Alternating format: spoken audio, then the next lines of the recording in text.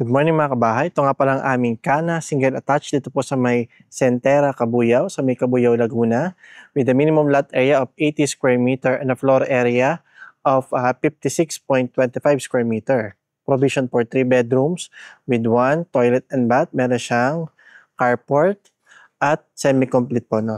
Dito sa side, meron kang sliding door from dining area and kitchen area palabas dito sa lanay mo. So may mga nakatayo na po no dito sa project na to at may mga bagong blocks pa po na binuksan.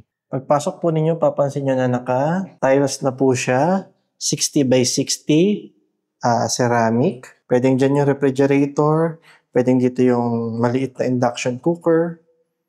And dito yung kanyang countertop, actual turnover. Ito naman yung kanyang dining area, tamang-tama. Malapit siya dito sa sliding door. Pwede mong buksan. Okay, so ito po yung toilet and bath ni Kana. So, lavatory, toilet.